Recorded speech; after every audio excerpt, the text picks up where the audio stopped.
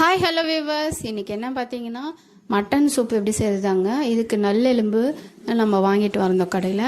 So mutton நல்லெலும்பு வச்சு நம்ம first wash பண்ணிவிட்டு நல்லா அதுக்கு தேவையான பொருட்கள் பார்த்திங்கன்னா நம்ம நல்லெண்ணெயில் தான் இன்றைக்கி தலைக்க போகிறோம். நல்லெண்ணெயில் பட்டை லவங்கெல்லாம் போட்டுட்டு சின்ன வெங்காயம் தான் ஒரு 10 பீஸ் போடுங்க. என்கிட்ட இல்லை, ஸோ பெரிய வெங்காயமே நான் கட் பண்ணி போட்டேன். வெங்காயம் தாளிச்சதுமே கொஞ்சம் வதங்கணும்.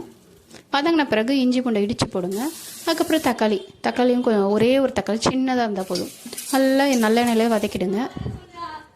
உப்பு தேவைக்கேற்ப போட்டுருங்க. அதுவும் வதங்கின பிறகு நம்ம க்ளீன் பண்ணி வச்சுருக்க அந்த எலும்புங்களை போட்டு நல்லா வதக்கிடுங்க. அப்புறம் மஞ்சத்தூள் முக்கியம்.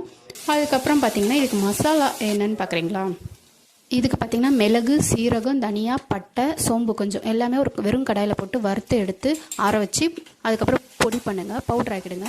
அதுக்கப்புறம் இந்த பவுட்ரு அதில் போட்டுட்டு தண்ணி ஊற்றி தேவைக்கேற்ப நம்ம நல்லா ஒரு 7-8 விசில் வைங்க. 8வது விசில் மட்டும் சிம்மில் வச்சுருங்க. ஸோ நல்லா விசில் அடிக்கட்டும். அப்போ நம்மளுக்கு நல்லா வந்துடும் சூப்பு. அதுக்கப்புறம் இறக்கும் போது கொத்தமல்லி தலையை தூவி இறக்குனா டேஸ்டியான ஹெல்த்தியான மட்டன் சூப் ரெடிங்க. ஸோ இதை நாங்கள் ஈவினிங்காக குடித்தோம். மத்தியானமும் சாதத்தில் போட்டு பிசைஞ்சு சாப்பிட்டோம். எலும்பு சூப்பு ரொம்ப ரொம்ப ஹெல்த்திங்க. நான் அதுக்கு ஏற்கனவே வீடியோ போட்டிருக்கேன் பாருங்கள். குழந்தைக்கும் கோல்டு இருந்தது, எனக்கும் கோல்டு. ஸோ இதை குடித்தோடனே ரொம்ப ஹெல்த்தியாக இருந்தது. நல்லா மிளகு சீரகம்லாம் நம்மளுக்கு நல்லதுங்க. இந்த வீடியோ பிடிச்சிருந்தா லைக் பண்ணுங்கள், ஷேர் பண்ணுங்கள், சப்ஸ்கிரைப் பண்ணிவிடுங்க.